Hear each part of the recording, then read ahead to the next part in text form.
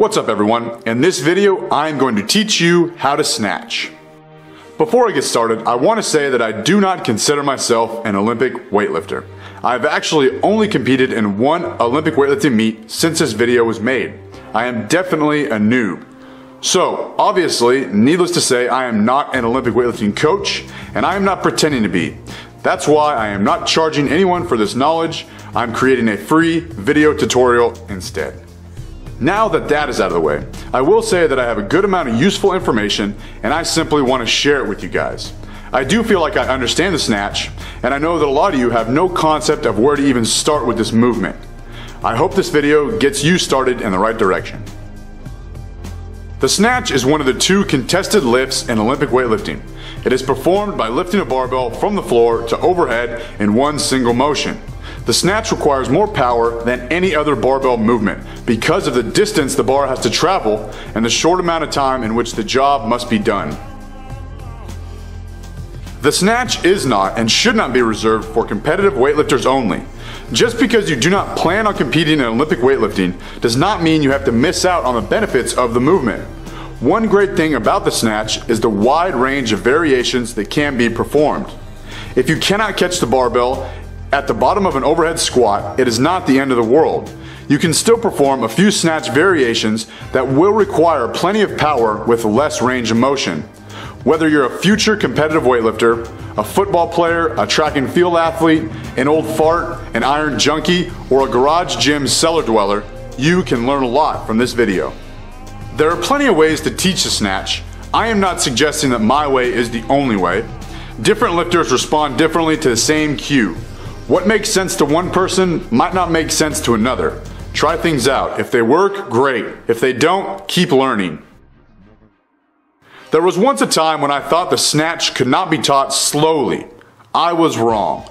You need to break down the movement into small chunks and learn how to feel the movement. As the movement becomes smoother, speed can be added little by little. We're trying to grease the groove here. I have created this video in phases. Learn to feel and understand each phase before moving on to the next. You can start learning these phases on a PVC pipe, a broomstick, a training barbell, or an Olympic barbell. Some people think you need to start on a barbell to feel some weight in your hands, but I don't agree. A barbell will make some of the movements difficult to perform for multiple reps. A PVC pipe is fine at first.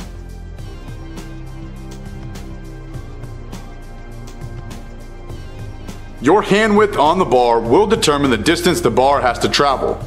A narrow grip will cause a higher finishing point than a wider grip. Your hand width will also be determined by your shoulder and thoracic spine mobility. Catching the barbell at the bottom of an overhead squat with a narrow grip demands extreme shoulder mobility. A wider hand placement will feel much more comfortable.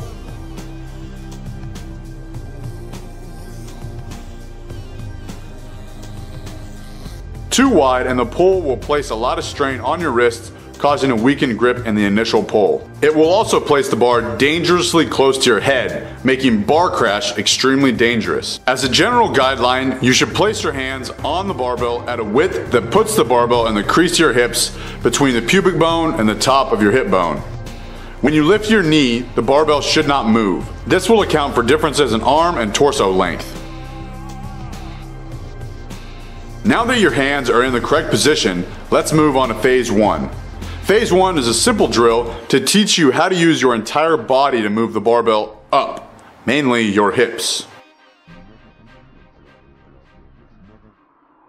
Slightly bend your knees. Keep your elbows pointing out, arms relaxed. Sit your butt back and let your shoulders travel forward. Keep the barbell against your thighs by keeping your lats tight. Stop around mid-thigh. The weight should be on the front of your heels. Reverse that movement by sliding the barbell back up your thighs, extending at the ankles, knees, and hips, and shrugging the weight up. You should be able to maintain balance throughout this entire movement. If you find that you are being pulled forward, you are most likely swinging the barbell out away from your body. Keep the barbell close to your body while shrugging up. The purpose of this phase is just to teach you how to synchronize your body when moving weight. Use your hips to move the weight, not your hands. You should be making bar body contact between the barbell and your hips. Once you are comfortable with phase 1, you are ready to move on to phase 2. During phase 2, you will be performing phase 1 with an added high pull. Slightly bend your knees. Keep your elbows pointing out, arms relaxed. Sit your butt back and let your shoulders travel forward. Keep the barbell against your thighs by keeping your lats tight. Stop around mid-thigh. The weight should be on the front of your heels. Reverse that movement by sliding the barbell back up your thighs, extending at the ankles, knees, and hips, and pull the barbell up. Your elbows should be pointing up, not back. At the top of the movement, the barbell should feel weightless. Relax your grip. The prime movers of this movement are still your hips, not your arms. Your hips are accelerating the barbell up, while your arms are simply guiding the bar path. Think of your hips as the engine and your arms as the steering wheel. You should be making bar body contact between the barbell and your hips. Once you are comfortable with phase 2, you are ready to move on to phase 3. During phase 3, you will be performing phase 2 with an added press. Slightly bend your knees. Keep your elbows pointing out, arms relaxed. Sit your butt back and let your shoulders travel forward. Keep the barbell against your thighs by keeping your lats tight. Stop around mid-thigh. The weight should be on the front of your heels. Reverse that movement by sliding the barbell back up your thighs, extending at the ankles, knees, and hips, and pull the barbell up. Your elbows should be pointing up, not back. Once the elbows reach their maximum height, turn the arms over and punch the barbell into the overhead position. Your elbows should remain in approximately the same position during the turnover. Do not allow your elbows to drop as you transition into the overhead position. Once the barbell is overhead, your hands should be in a relaxed position, allowing the barbell to rest slightly behind the center of the forearm. Having an extremely tight and rigid grip on the barbell will put the barbell too forward in the hands. This is incorrect. Once you have turned the barbell over into the overhead position, it is okay to lose your hook grip. Let's take a second to briefly talk about shoulder positioning when the barbell is in the overhead position. Correct shoulder positioning is achieved with complete retraction and very slight upward rotation. Complete or significant shoulder elevation should be avoided, as this causes a floating shoulder. You cannot jump under a 300-pound barbell and expect to stabilize it in an overhead shrug position. Creating this floating shoulder is unstable. Your shoulder blades should be retracted and compacted. Driving your head forward will help you lock your shoulder positioning in. Bringing your head back can bring the shoulder blades apart. From a side view, the barbell should be placed directly above the base of the neck.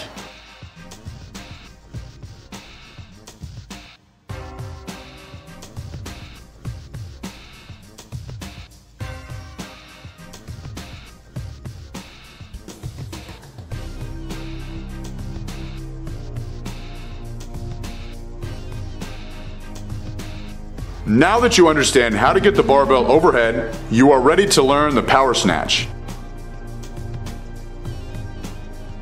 The power snatch is executed exactly like the snatch, the only difference being that the receiving position is much higher with the thighs greater than 90 degrees, or a quarter squat. During this phase, you will be learning how to adjust your feet while turning the bar over in order to transition into the receiving position. Slightly bend your knees. Keep your elbows pointing out, arms relaxed. Sit your butt back and let your shoulders travel forward. Keep the barbell against your thighs by keeping your lats tight. Stop around mid-thigh. The weight should be on the front of your heels. Reverse that movement by sliding the barbell back up your thighs, extending at the ankles, knees, and hips, and pull the barbell up. Your elbows should be pointing up, not back. Once the elbows reach their maximum height, turn the arms over to punch the bar into the overhead position. While you are performing this muscle snatch, you need to adjust your feet to a comfortable receiving position. Most individuals pull the bar with a narrower stance than their overhead squat stance. Now is the time to adjust your feet by popping them out. This transition under the barbell is known as the third pull. The first pull is from the ground, The second pull is at the hips. And the third pull is your deliberate attempt to pull yourself under the barbell. When first starting out with a PVC pipe or a barbell, you will not completely understand the feeling of pulling yourself under the barbell because you have no weight to pull against. I weigh 230 pounds. I can't pull myself under a weightless PVC pipe. As you start to add weight, you will better understand this cue. Be patient. It is important to understand that you only need to elevate your feet enough to adjust to a wider receiving stance. There will be an audible slap between your feet and the platform, but it should occur as the result of you deliberately popping your feet out and pulling yourself under the barbell, not because you're kicking your heels up like a cheerleader. Your feet should actually start to transition before you pull yourself under the barbell. This will ensure your feet make contact with the platform around the same time you catch the barbell overhead. During this phase, you are being introduced to what's referred to as a double knee bend. Bending your knees initially to get into the power position, fully extending the knees, and then bending your knees a second time in order to catch the barbell in an athletic position. Do not make the mistake of extending your knees and landing with straight legs. Think of it as landing a jump. You bend your knees first to jump and absorb the impact by landing in an athletic stance with bent knees. You do not land with straight legs. Once you have mastered the hang power snatch, you are ready to move the barbell down to the floor. When performing power snatches from the floor, it is important to start with the barbell at regulation height. A 45-pound plate or a 25-kilo bumper will place the barbell around 9 inches off the floor. You should use regulation size training plates that are available in as light as 5 pounds. If you do not have access to training plates, you can place blocks under the barbell to prop it up. You will not be able to get into the correct starting position using 5-pound iron plates.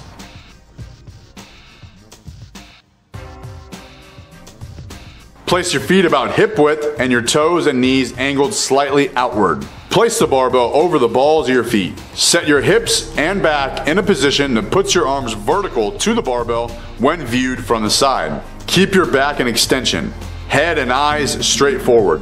Once you are in the correct starting position, you are ready to break the barbell off the floor.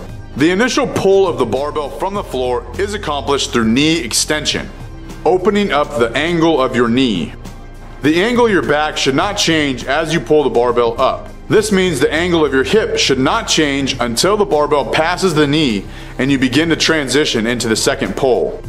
Using your lats, pull the barbell back into your body as you push your knees back. This slight shift back towards your body is referred to as the sweep. Pulling the barbell slightly back, the sweep, will move your position from arms vertical over the bar to shoulders covering the bar with your arms angled slightly back. Once you have pulled the barbell high enough, you are now in the hang position that I discussed earlier.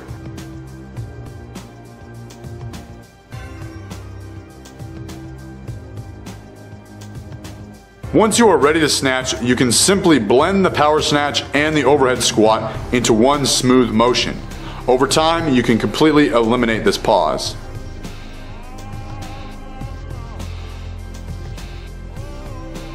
If you cannot correctly perform an overhead squat, you are not ready to move on to the snatch.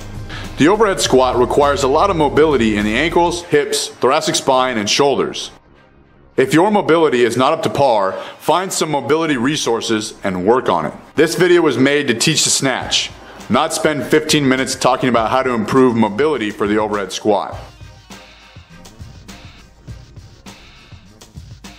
In a correct overhead squat, the barbell is placed in the overhead position described earlier in this video. Squat down just as you would if you were performing a high bar squat.